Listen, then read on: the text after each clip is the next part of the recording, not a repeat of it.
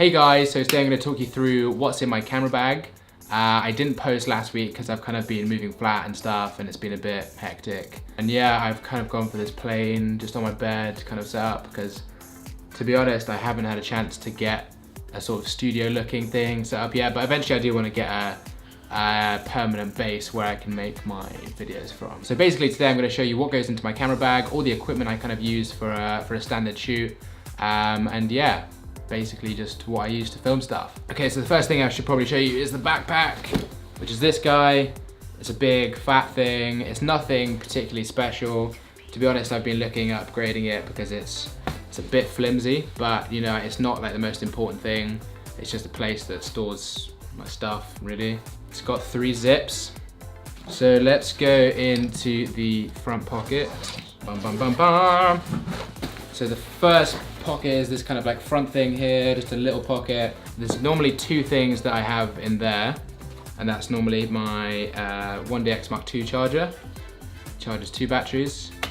So I normally, you know, always have 2 batteries fully charged, ready to go, because you never know when one's gonna run out. I tend to find that these batteries last quite a while. You know, 9 times out of 10, you'll probably need 2 batteries for like a full day shoot anyway. Charges pretty quick, pretty solid, pretty chunky thing. That's the only thing I have to say. Look how fat that is. Massive. So you know, it does kind of bulge out my backpack a bit. So that's one of the things that goes in the front pocket. And then the other thing is this, a Yourguyryry card reader. So obviously the 1DX only takes CF cards and CFast cards. So this basically just allows you to plug it into anything on the go. You know, if you want to offload footage onto a laptop, always good to use on the go. So the middle bit looks something like this. Don't fall out. Cool. So obviously this is like your standard bit with all your little pockets in. Then you've also got like this little bit here with the zipper on, and I'll show you what's in there in a sec. Okay, so in the main compartment, in this little zipper thing that I just showed you, basically this is like this is where my filters go. So I've got this little pouch, this little Ranger's pouch. So you know, you got the big boy for the 16 to 35. I think it's like a 72mm thread, 67mm for the 100mm macro lens. Basically, that little zipper just holds this little pouch that has all my ND filters in, and just, you know, will have all my filters in the future. Okay, so if we're looking in the main pouch now, there's a few things in here. So there's obviously a few things missing because I'm shooting with my camera right now, and a lens and a mic. So I'll have to show you that in a sec. But first things first, in the big compartment is this lens. So this is the Canon 16 to 35 f4. So I say I use it mostly for like landscape photography, or if you want to get like an establishing shot to begin with, or a time lapse, it's really good for that. So I don't really use it as much as I should because it goes down to f4. If I had the f2.8 version, which I'm planning to get, I'd probably use it a lot more because you can get a really shallow depth of field. You don't really get that much separation between your foreground and background. I find myself not using it that much because it's not the most cinematic looking thing for a shoot. But yeah, it's still a lovely lens, obviously L series, and really good for wide angle stuff. So in this second smaller pouch, I've got this little blowy thing. It's good for, you know, blowing the dust off your lenses, or your sensor, or your mirror, or anything, just blowing dust off. And also, you know, if it's hot, give yourself a nice little puff. Oh yeah, bit of airflow, good shit. And next one, so this is the boy. So this is the 100mm macro f2.8 L series lens. I love this lens so much. This is like my go-to B-roll lens. It just makes everything look super compressed, super shallow depth of field. The colors are amazing. Portraits as well. Portraits, so good for portraits. Just makes everything look super good.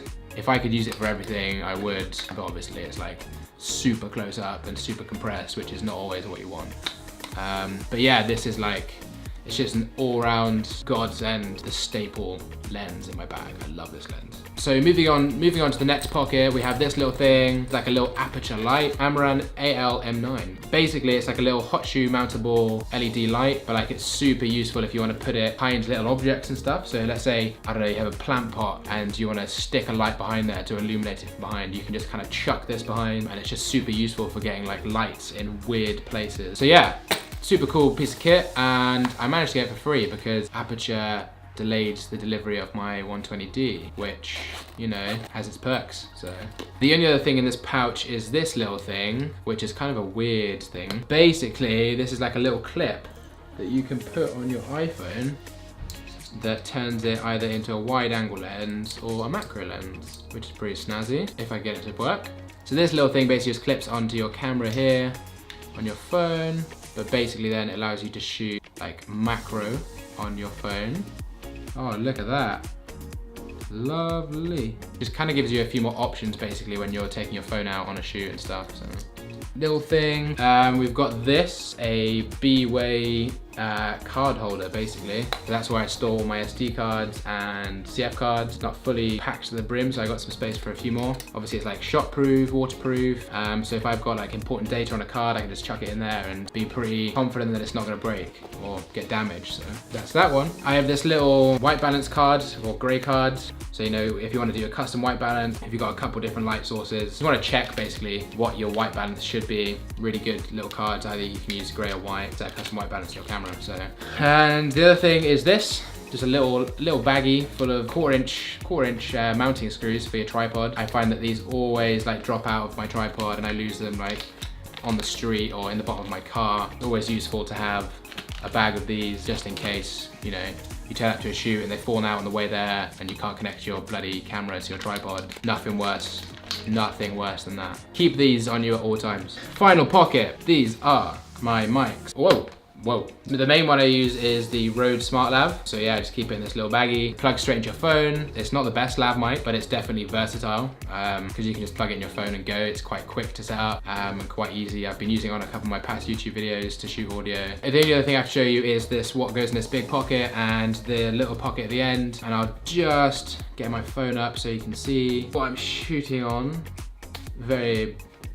So it's a super basic setup at the moment, but I haven't got any lighting or anything. So my main camera is basically the 1DX Mark II. I recently upgraded to the camera after using the 5D Mark III for a long time and the GH5. They were a super good combo. I really enjoyed shooting with them, but I found one key issue. The fact that I really like the colors, the Canon colors from the 5D and that shallow depth of field you get from a full frame sensor.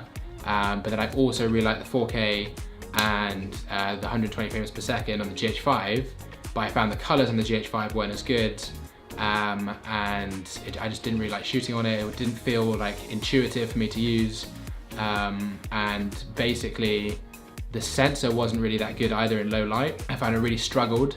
You know, even if it's like good lighting, I just found it struggled in a lot of cases. You kind of had to boost up the ISO, which is gonna give you loads of noise. But yeah, I kind of traded them both in for the 1DX and I've just been like completely blown away by the 1DX Mark II. It's like an unbelievable camera.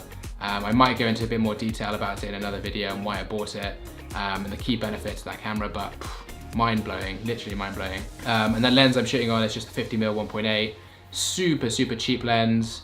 And really versatile. It's probably one of the lenses I use the most on every shoot. I always use it. It's really good for that really shallow depth of field. You get really wide and let loads of light in, so it's really good in low light situations. And it's just unbelievably cheap. You can get it on Amazon for like 180 quid probably, which is just mad when you look at something like the 16 to 35, which I think I got for like 800 quid, or the 100mm 2.8, which probably I got for like 800, 900 quid.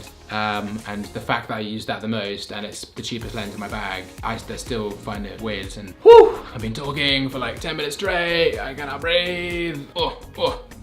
So the only other thing I haven't talked about is the Video Mic Pro Plus, which the main benefit of the Video Mic Pro Plus obviously is that it turns on with your camera. You don't have to worry about the battery, and I found it, you know, it's pretty good audio quality. The audio coming from the camera now is just from that microphone rather than the lav. Those are the two things that go in the big pockets in my bag. The 1DX taking up that huge space, and the Video Mic Pro Plus taking up that little kind of column space in the end. But yeah, that's sort of the majority of it. The only other pocket I have to show you now is the back pocket, which is like the laptop kind of case thing, and that normally just houses this bad boy. Most people actually don't realize that a clapperboard is for syncing audio. I think people literally just think it's like a fun filmy prop. So yeah, that's what goes into my camera bag, and this is what I take on every sort of shoot that I do, whether it's corporate stuff, YouTube stuff, or just going out and taking photos. That's everything that goes into my bag. I normally just take it all with me. I should probably invest in a smaller backpack to take with me so I can minimize looking like a turtle on a daily basis, but you know, that's just kind of how I roll. But yeah, if you enjoyed the video, please leave a like and comment below what you want me to start producing in the future. It could be anything, just give me some suggestions. Please subscribe to my channel if you want to see more film, photography, video production, creative business, tutorials.